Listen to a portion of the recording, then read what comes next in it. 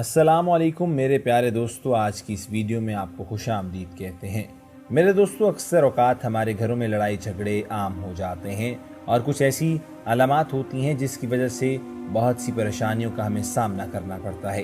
جیسے کہ عموماً چہرے، کمر اور رانوں میں سرخ نیلے دانوں کا نکلنا، بکثرت پیشاب کی حاجت ہوتی ہے، بہت زیادہ پسینہ ماتھے اور کمر پر محسوس ہوتا ہے، دل کی دھڑکن کا کم زیادہ ہونا یعنی دل ڈوبتا رہتا ہے، موت کا خوف ہر وقت لاحق ہوتا ہے اور چہرے کا رنگ زردی مائل ہو جاتا ہے۔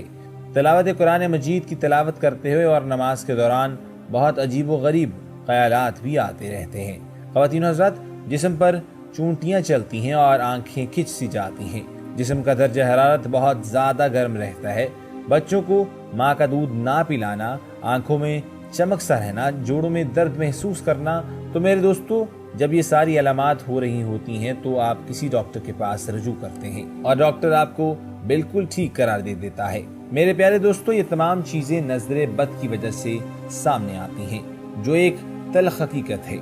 خواتین حضرات، کیونکہ بعض اوقات ہمارے گھروں میں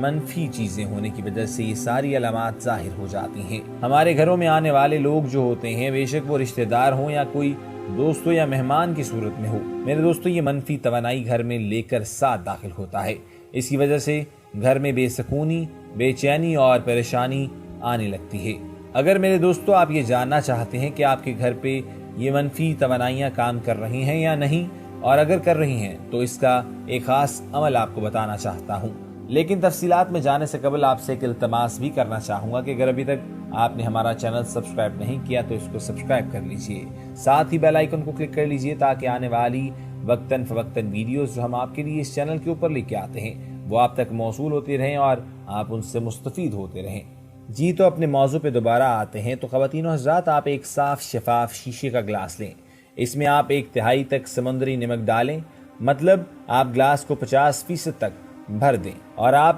اس میں جو باقی کا حصہ بچ جاتا ہے اس میں پانی بھر دیں اور اس کو گھر کے ایسے حصے میں رکھ دیں جہاں آپ کو لگے کہ آپ کے مہمانوں کا آنا جانا رہتا ہے یا لوگ آتے جاتے رہتے ہیں، جہاں پر آپ سمجھتے ہیں کہ منفی توانائیاں ہیں، اور گلاس کو آپ 24 گھنٹے تک اسی جگہ رہنے دیں اور بالکل بھی اس کو نہ ہلائیے گا۔ اور اگر یہ پانی صاف رہتا ہے تو سمجھ لیجئے کہ یہ حصہ جگہ کلیئر ہے، اور اگر آپ کو شک ہے تو دوبارہ یہ عمل دہرا لیں، اور اگر پانی کا رنگ بدل جاتا ہے تو آپ یہ بات واضح طور پر جان لیں کہ نظر بد یہاں موجود ہے۔ تو میرے دوستو، آپ اگر اس حصے کو صاف کرنا چاہتے ہیں تو اللہ تعالیٰ سے التجا کریں، دعا کریں اور عبادت کریں، اور اس کا طریقہ کار جو ہے وہ بھی آج کی اس ویڈیو میں شریعت کی روح سے آپ کو بتائیں گے، اور صحابہ کرام نے جو عمل کیے ہیں وہ بھی آپ کے ساتھ ضرور شیئر کریں گے۔ میرے دوستو، بہت سے لوگوں کو اس بارے میں نہیں پتا اور یہ سب نظر بد کی وجہ سے ہوتا ہے۔ یاد رکھیے، جادو بہت چھوٹی چیز ہے پر نظر بد اس سے زیادہ خطرناک ہے۔ میرے پیارے حضرت محمد صلی اللہ علیہ وسلم نے فرمایا،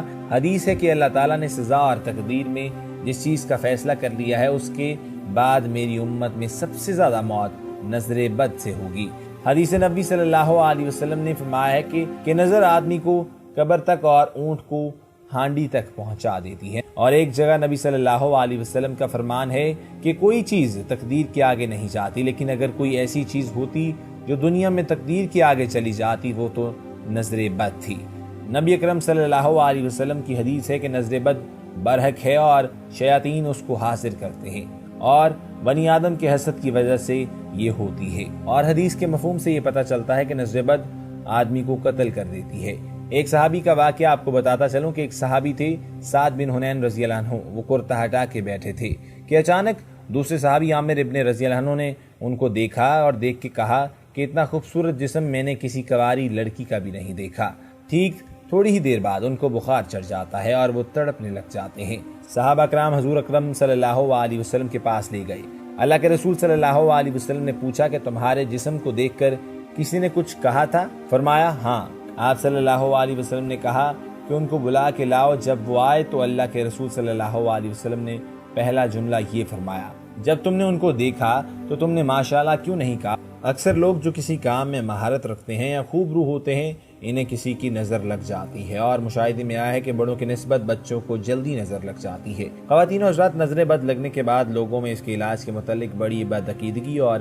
رسومات پائی جاتی ہیں۔ جنہیں عام مسلمان شرعی علاج سمجھتے ہیں۔ لوگوں میں جادو ٹونا یا نظر بد کے علاج کے لیے کالی چیز کو ڈھال بنایا جاتا ہے،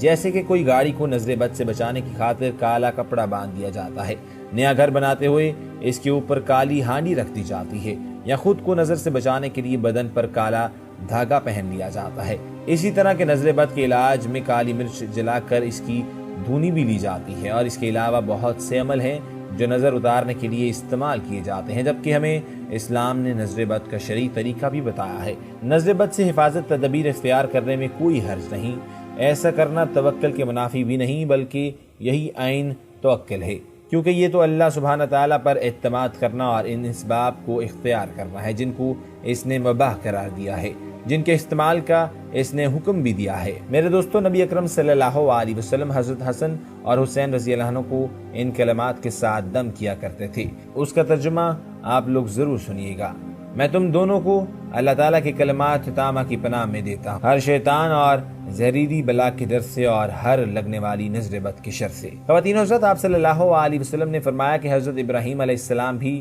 اسماعیل اور اسحاق علیہ السلام کو اسی طرح دم کیا کرتے تھے۔ اگر عین یعنی نظر لگانے والے یا جس کی نظر لگی ہو اس کا پتہ ہو تو اسے وضو کرنے اور اپنی کمر سے نیچے والے حصوں کو دھونے کا حکم دیا گیا ہے،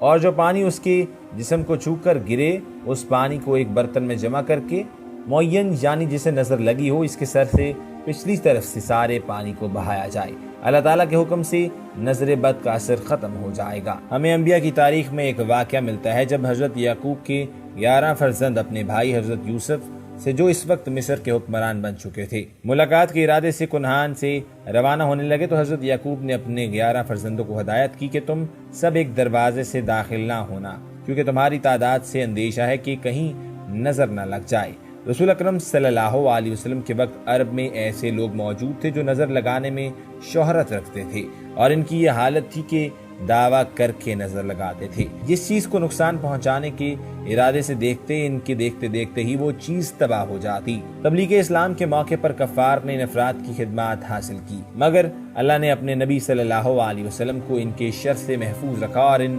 بدنیتوں کے تمام حربے ناکام کر دیے۔ ان کی اس شرانگیزی کو قرآن میں اس طرح سے بیان کیا گیا ہے۔ سورۃ القلم کی آیت آپ کے ساتھ شیئر کرتا ہوں، اور ضرور کافر تو ایسے معلوم ہوتے ہیں کہ گویا اپنی بد نظر لگا کر تمہیں گرا دیں گے جب قرآن سنتے ہیں اور کہتے ہیں یہ ضرور عقل سے دور ہے، یہ قرآن تو نصیحت ہے سارے جہان کے لیے۔ چنانچہ جس وقت حضور اکرم صلی اللہ علیہ وسلم قرآن کی تلاوت فرما رہے تھے تو ان میں سے ایک کافر آیا اور پوری ہمت سے نظر لگانے کی کوشش کی۔ آپ صلی اللہ علیہ وسلم نے لا حول ولا قوت الا باللہ پڑھ لیا، جس پر وہ کافر ناکام اور نامراد واپس چلا گیا۔ امیر المومنین حضرت علی فرماتے ہیں کہ نظر بد کا لگنا برحق ہے اور اس کے دفاع کرنے کے لیے دعائے تعویذ سے علاج بھی ہے۔ میرے دوستو، ایک اور احتیاطی تدابیر کے طور پر امام جعفر صادق سے منقول ہے کہ جب کوئی شخص ایسی زینت کرے کہ جس پر نظر بد کا خوف ہو تو گھر سے نکلتے وقت سورۃ فلق اور سورۃ الناس پڑھ کر اپنے اوپر دم کریں۔ انشاءاللہ اللہ کے فضل و کرم سے آپ کو کوئی بھی چیز کبھی بھی چھو نہیں سکتی۔ نظر بد سے بچنے کے لیے یہ بھی وارد ہوا ہے کہ ہاتھوں کو منہ کے سامنے کر کے سورۃ فاتحہ اور معوذتین پڑھیں اور پھر ہاتھوں کو سر کے اگلے حصے سے نیچے کی طرف کھینچیں۔